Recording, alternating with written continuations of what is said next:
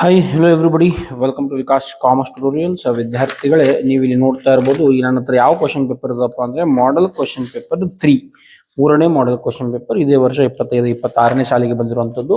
ಇದ್ರೊಳಗಡೆ question number 29, accounting for share capital. Last previous class ನಲ್ಲಿ ನಾನು ಈ ಶೇರ್ ಕ್ಯಾಪಿಟಲ್ ಗಳನ್ನ, ಜರ್ನಲ್ ಎಂಟ್ರಿಗಳನ್ನ ಯಾವ ರೀತಿ ನೆನಪಿಟ್ಕೊಳ್ಬೇಕು ಅಂತ ಹೇಳಿಕೊಟ್ಟಿದ್ದೆ. ಸೊ ಹಾಗಾಗಿ ಇವತ್ತು ಆ ಒಂದು ಸ್ಟ್ರಾಟಜಿಯ ಆಧಾರದ ಮೇಲೆ ನಾವು 29ನೇ ಕ್ವಶನ್ ಅನ್ನ ಬಿಡಿಸುವ. ಮತ್ತೆ ಯಾರಾದರೂ ಆ ಶೇರ್ ಕ್ಯಾಪಿಟಲ್ ಜರ್ನಲ್ ಎಂಟ್ರೀಸ್ ಅನ್ನ ಯಾವ ರೀತಿ ನೆನ್ಪಿಟ್ಕೊಳ್ಬೇಕು ಅಂತ ಒಂದು ವಿಡಿಯೋ ಮಾಡಿದ್ದೀನಿ. ಆ ವಿಡಿಯೋನ ಇನ್ನೂ ತನಕ ನೀವು ನೋಡಿಲ್ಲ ಅಂದ್ರೆ ಮೊದಲು ಆ ವಿಡಿಯೋನ ನೋಡಿದ ನಂತರ ನಿಮ್ಗೆ ಇದು ಇನ್ನಷ್ಟು ಈಸಿ ಆಗ್ತದೆ. ಮತ್ತೆ ಆ ವಿಡಿಯೋ ನಿಮ್ಗೆ ಬೇಕು ಅಂದ್ರೆ ಕೆಳಗಡೆ ಡಿಸ್ಕ್ರಿಪ್ಷನ್ ಬಾಕ್ಸ್ ನಲ್ಲಿ ಒಂದು ಪ್ಲೇಲಿಸ್ಟ್ ಲಿಂಕ್ ಕೊಟ್ಟಿರ್ತೀನಿ, 25-26 ಅಕೌಂಟೆನ್ಸಿ ಅಂತೇಳಿ. ಆ ಪ್ಲೇಲಿಸ್ಟ್ ಓಪನ್ ಮಾಡಿದ್ರೆ ಹಲವಾರು ವಿಡಿಯೋಗಳು ಬರ್ತಾವು. ಅಲ್ಲಿ ಶೇರ್ ಕ್ಯಾಪಿಟಲ್ ಜರ್ನಲ್ ಎಂಟ್ರೀಸ್ ನೆನಪಿಟ್ಕೊಳ್ಬೇಕಾಗಿರೋ ಸಿಂಪಲ್ ಟೆಕ್ನಿಕ್ ಅನ್ನ ಹೇಳ್ಕೊಟ್ಟಿದ್ದೀನಿ. ಸೊ ಇವತ್ತು 29ನೇ ಕ್ವಶನ್. ಇಲ್ಲಿ ಒಂದು ವಿಶೇಷತೆ ಏನಪ್ಪಾ ಅಂದ್ರೆ 1,000 ಶೇರ್ಗಳನ್ನ ಕ್ಯಾನ್ಸಲ್ ಮಾಡ್ತಾ ಇದ್ದಾರೆ, ಫಾರ್ಫಿಟ್ ಮಾಡ್ತಾ ಇದ್ದಾರೆ. ಆದರೆ ಕೇವಲ 500ಗಳನ್ನ ಮಾತ್ರ ರೀಇಶ್ಯೂ ಮಾಡ್ತಾ ಇದ್ದಾರೆ. ಈ ರೀತಿ ಕೊಟ್ಟಾಗ ಯಾವ ರೀತಿ ಬಿಡಿಸಬೇಕು? ಇದು ಕೂಡ ಬಹಳಷ್ಟು ಜನ ಮಿಸ್ಟೇಕ್ ಮಾಡ್ತಾರೆ. ಇಲ್ಲಿ ಲಾಸ್ಟ್ ಹೋದ ವರ್ಷ ಕೂಡ ಆನ್ಯುವಲ್ ಎಕ್ಸಾಮ್ ಕ್ವಶನ್ ಪೇಪರ್ ಕೂಡ ಬಹಳ ಚರ್ಚೆಗೆ ಗ್ರಾಸವಾಗಿದಂತ ವಿಷಯ ಇದು. 1,000 ಶೇರ್ಗಳನ್ನ ಫಾರ್ಫಿಟ್ ಮಾಡಿ 500 ಮಾತ್ರ ರೀಇಶ್ಯೂ ಮಾಡ್ತಾ ಇದ್ದಾರೆ. ಜರ್ನಲ್ ಎಂಟ್ರಿ ಸೇಮ್ ಉಳಿತಾವು, ಬಟ್ ಅಮೌಂಟ್ಗಳು ಚೇಂಜ್ ಆಗ್ತಾವೆ. ಹಾಗಾಗಿ ಅದನ್ನ ಯಾವ ರೀತಿ ಮಾಡಬೇಕು ಅನ್ನೋದನ್ನ ಇವತ್ತಿನ ಕ್ಲಾಸ್ನಲ್ಲಿ ನೋಡ್ಕೊಂತ ಹೋಗುವ. So city central company limited 10,000 shares ಅದ, 100 ಈಚ್ ಅಟ್ ಪ್ರೀಮಿಯಂ 20 ಅದ, 30 ಅಪ್ಲಿಕೇಶನ್, 50 ಅಲಾಟ್ಮೆಂಟ್. ಈ 50 ಒಳಗಡೆ 20 ರೂಪಾಯಿ ಪ್ರೀಮಿಯಂ ಅದ, ಇನ್ಕ್ಲೂಡಿಂಗ್ ಪ್ರೀಮಿಯಂ ಬರ್ತಾರೆ. So premium 20. ಸೊ 50 ರೂಪಾಯಿ ಒಳಗಡೆ 20 ರೂಪಾಯಿ ಪ್ರೀಮಿಯಂ ಇದೆ. ಆಮೇಲೆ 40 ಫಸ್ಟ್ ಅಂಡ್ ಫೈನಲ್ ಕಾಲ್ ಮೇಲೆ 1,000 ಶೇರ್ಸ್ಗಳನ್ನ ಕ್ಯಾನ್ಸಲ್ ಮಾಡ್ತಾರೆ, 500 ರೀಇಶ್ಯೂ ಮಾಡ್ತಾರೆ, 80 ರೂಪಾಯಿ ಅಂತೆ ರೀಇಶ್ಯೂನ ಮಾಡ್ತಾರೆ. ಇದು ಕ್ವಶನ್ ಅದ. ಸೊ ನಾವು ಫಸ್ಟ್ ಈ ರೀತಿ ಫಾರ್ಮ್ಯಾಟ್ ಹಾಕೋಬೇಕು. ಕ್ವಶನ್ ನಂಬರ್ ಬರ್ತಿದ್ದೀನಿ. Journal entries in the books of city central company limited. Heading are very important. Target 80 ಮಾಡೋದು ನಮಗೆ. ಓಕೆ, ಅಡ್ಮಿಷನ್ ಮಾಡಿದೀವಿ, ಡಿಸಲ್ಯೂಷನ್ ಮಾಡಿದೀವಿ, ಈಗ ಶೇರ್ ಕ್ಯಾಪಿಟಲ್ ಮಾಡ್ತಾ ಇದ್ದೀನಿ. LF ಡೆಬಿಟ್ ಮತ್ತು ಕ್ರೆಡಿಟ್ ಈ ರೀತಿ ಕಾಲಮ್ಗಳನ್ನು ಹಾಕೊಡಿ. ನಿಮಗೆ ಅದು ನೆನಪಿಲ್ಲ ಅಂದ್ರೆ ಮತ್ತೊಂದು ಸಲ ನಾನು ಇಲ್ಲಿ ಮಾಡಿ ತೋರಿಸ್ತೀನಿ. ಒಂದು ರಿಸೀವ್ ಮಾಡಬೇಕು, ರಿಸೀವ್ ಮಾಡಿದ ನಂತರ ಅದನ್ನು ಟ್ರಾನ್ಸ್ಫರ್ ಮಾಡಬೇಕು, ಮತ್ತೆ ಡ್ಯೂ ಮಾಡಬೇಕು, ಮತ್ತೆ ರಿಸೀವ್ ಮಾಡಬೇಕು, ಮತ್ತೆ ಡ್ಯೂ ಮಾಡಬೇಕು, ಮತ್ತೆ ರಿಸೀವ್ ಮಾಡಬೇಕು. ಇದು 6 ಜರ್ನಲ್ ಎಂಟ್ರಿಗಳನ್ನ ನೆನಪಿಟ್ಟುಕೊಳ್ಳುವಂತ ಸೂತ್ರ. ರಿಸೀವ್ ಅಂದಾಗ ಕ್ಯಾಶ್ ಆರ್ ಬ್ಯಾಂಕ್ ಡೆಬಿಟ್ ಆಗ್ತದೆ. First 2 application, second 2 allotment, third 2 entries R related with first and final ಕಾಲ್. ಈಗ ಫಸ್ಟ್ ಎಂಟ್ರಿ ಮಾಡ್ಬೇಕು, ನಾವು ರಿಸೀವ್ ಮಾಡಬೇಕು. ರಿಸೀವ್ ಮಾಡಬೇಕಾದ್ರೆ ಏನ್ ಡೆಬಿಟ್ ಆಗಬೇಕು ಅಂತ ಹೇಳಿದೀನಿ, cash or bank account debit. Cash or bank account debit to first 2 entry. ಯಾವ್ದು ಸ್ಟೇಜ್ ಅದ? ಅಪ್ಲಿಕೇಶನ್. ಸೊ ಹಾಗಾಗಿ to share application account. Very simple ಆಗಿ ನೆನಪಿಟ್ಟುಕೊಳ್ಳುವಂತಹ ಒಂದು ಕೆಲಸ. ರಿಸೀವ್ ಮಾಡ್ತಾ ಇದೀವಿ cash or bank. First entry ಯಾವುದು? ಅಪ್ಲಿಕೇಶನ್ ರಿಲೇಟೆಡ್, ಹಾಗಾಗಿ ಶೇರ್ ಅಪ್ಲಿಕೇಶನ್ ಅಕೌಂಟ್. ಈಗ ನಂಬರ್ ಆಫ್ ಶೇರ್ಸ್ ಎಷ್ಟದ?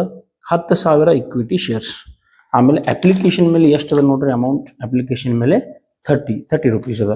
ಹಾಗಾಗಿ ಇಂಟು 30, 10,000 ಇಂಟು 30, 10,000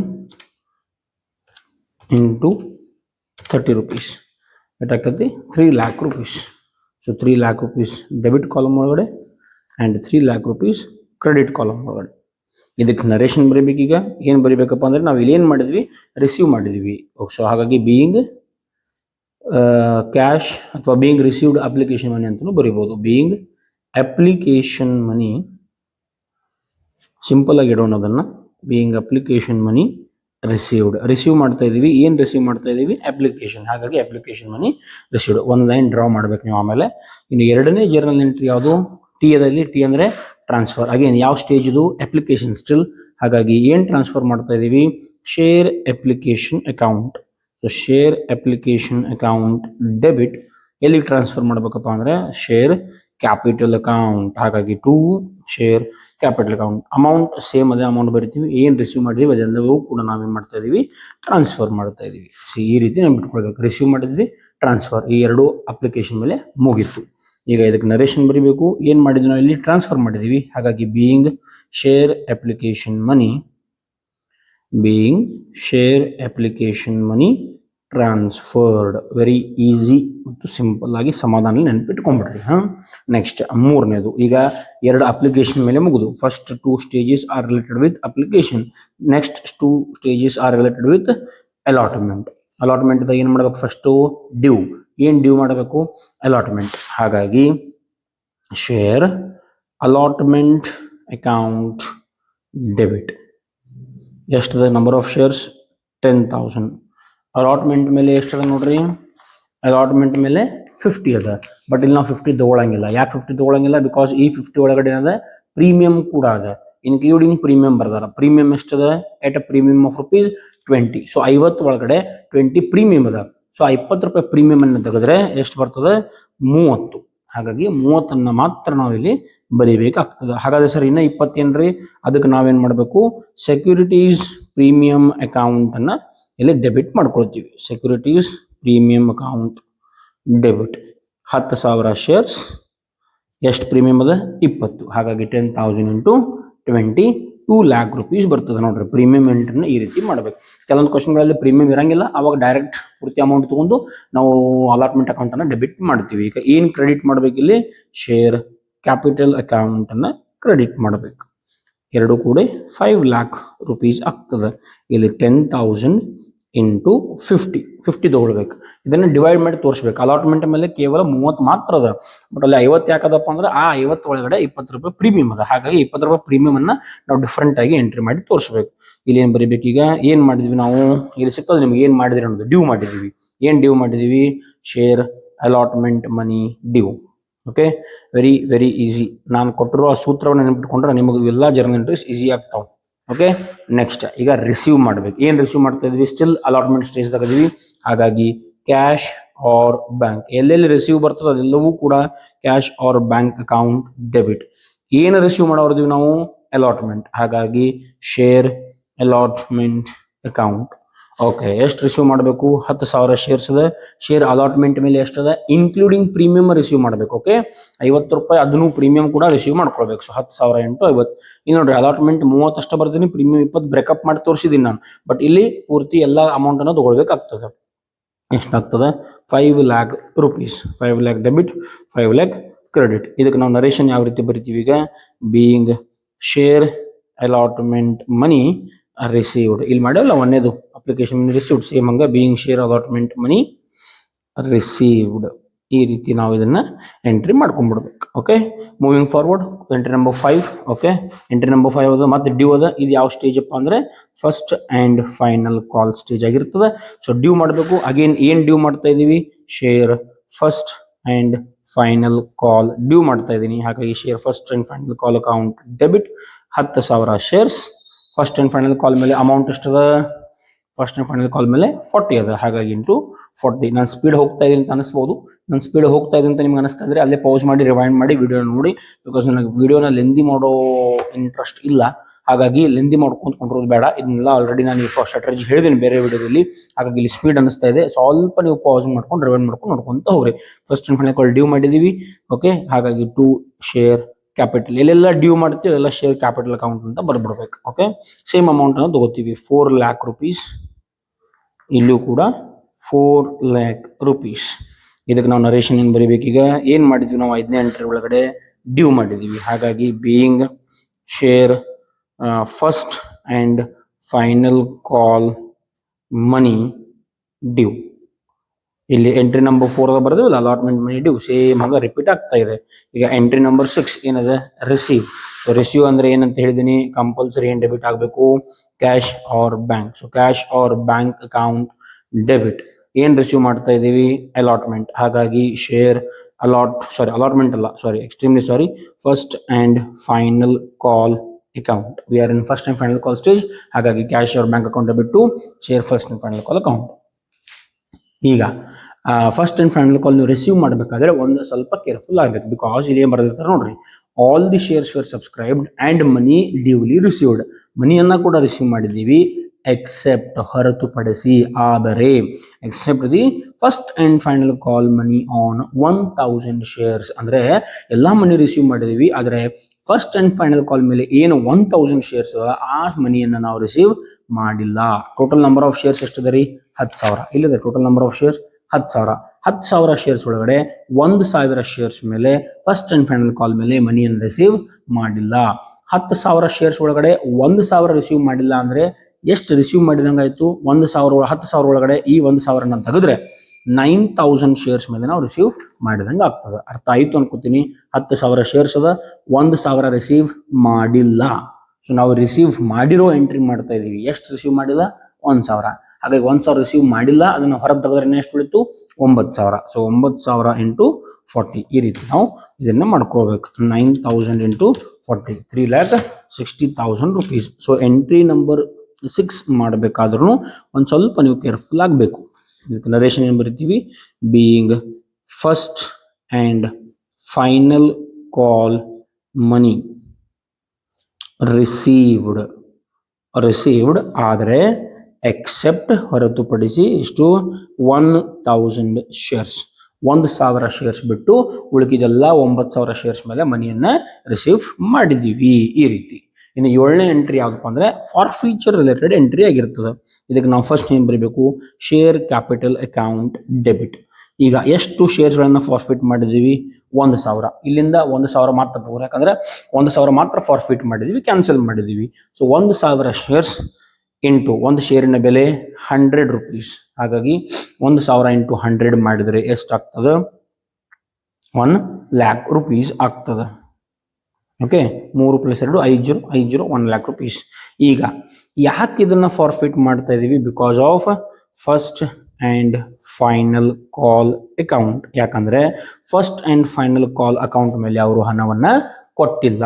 ಇಲ್ಲಿ ನಾವು ಇದಕ್ಕೆ ನೋಡ್ರಿ, ಇಲ್ಲಿ 1,000 ಶೇರ್ಸ್ ಬಿಟ್ಟಿವಿಲ್ಲೋ, ಯಾಕೆ ಬಿಟ್ಟಿವಿ 1,000 ಶೇರ್ಸ್, ಬಿಕಾಸ್ ರೊಕ್ಕ ನಮಗೆ ಕೊಟ್ಟಿಲ್ಲ. ಅವ್ರು ರೊಕ್ಕ ಕೊಟ್ಟಿಲ್ಲ ಅಂತ ನಾವು ಫಾರ್ಫಿಟ್ ಮಾಡ್ತಾ ಇದೀವಿ. When ever the share holder is not giving the amount of share money, such shares are called as forfeited shares.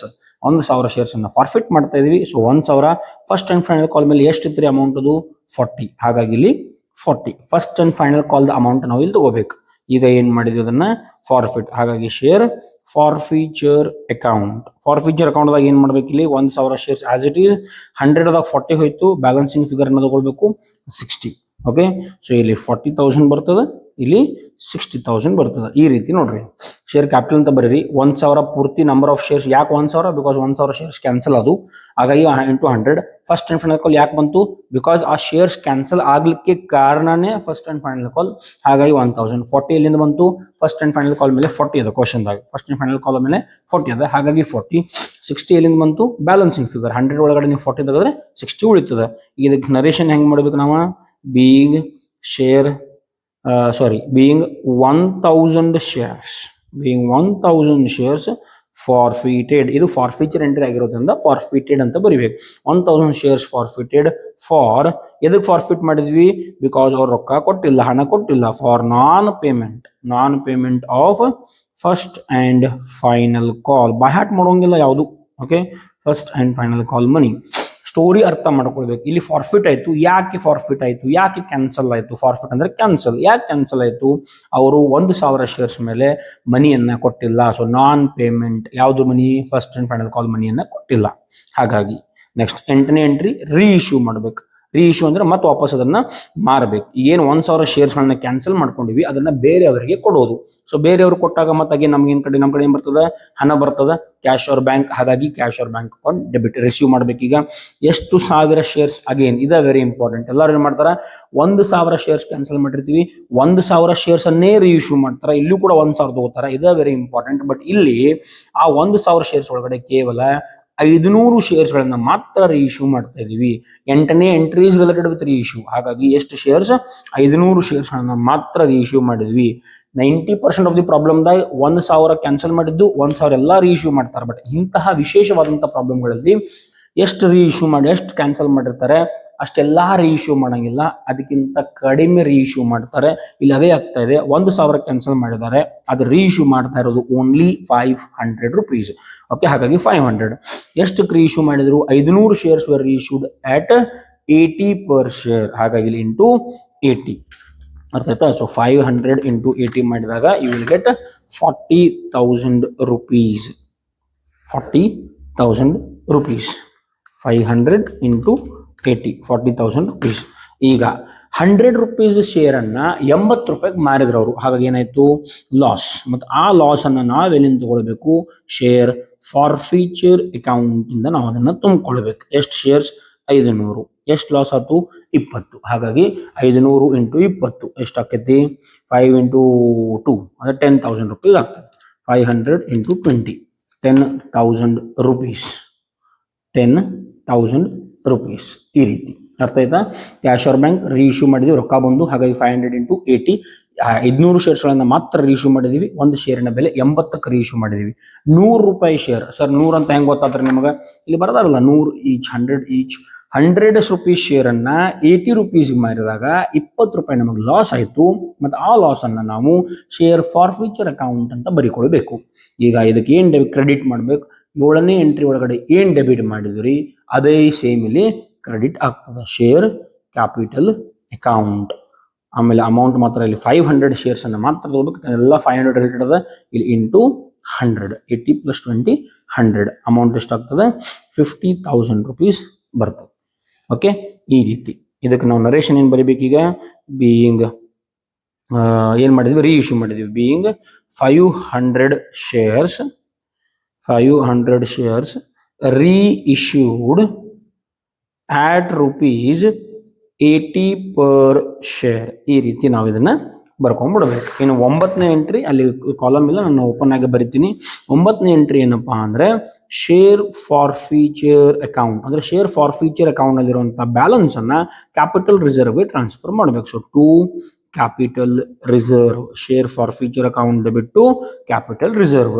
ಇಲ್ಲಿ ಅಮೌಂಟ್ ಏನ್ ಬರೀಬೇಕು? Narration being balance in share for future account transferred. ಎಲ್ಲಿ ಟ್ರಾನ್ಸ್ಫರ್ ಮಾಡಬೇಕು ಇದನ್ನ? To capital reserve.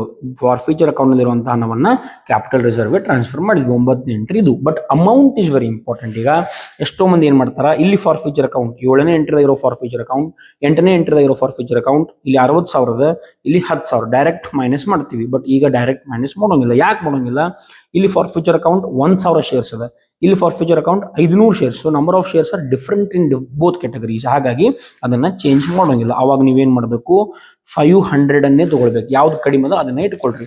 ಇಲ್ಲಿ 500 ಅದ, ಇಲ್ಲಿ 1,000. So 500 is less, ಹಾಗಾಗಿ 500 ಇಂಟು 60 ಮಾಡ್ಕೊಳ್ಬೇಕು. ಇಂಟು 60 ಮೈನಸ್ 500 ಇಂಟು 8ನೇ ಎಂಟ್ರಿದಾಗ ಇರೋದು 500 ಇಂಟು 20. ಅಂದ್ರೆ ನಾ ಏನ್ ಮಾಡಿದ್ನಿ, 7ನೇ ಎಂಟ್ರಿದಾಗ ಏನು 1,000 ಶೇರ್ಸ್ ಅದ, ನಾನು 500 ಕನ್ವರ್ಟ್ ಮಾಡ್ಕೊಂಡಿದ್ದೀನಿ. ಸೊ 500 ಇಂಟು 60, ಇದು 500 ಇಂಟು 20 ಆಸ್ ಇಟ್ ಈಸ್. ಈಗ 500 ಇಂಟು 60 ಎಷ್ಟಾಗ್ತದೆ? 30,000. ಸೊ 30,000 ಮೈನಸ್ 500 ಇಂಟು 20 ಎಷ್ಟು? 10,000. So 30,000 minus 10,000 answer will be 20,000 rupees. ನೋಡ್ರಿ, ಈ ರೀತಿ ನೀವು ಎಂಟ್ರಿ ಮಾಡ್ಕೊಳ್ಬೇಕು.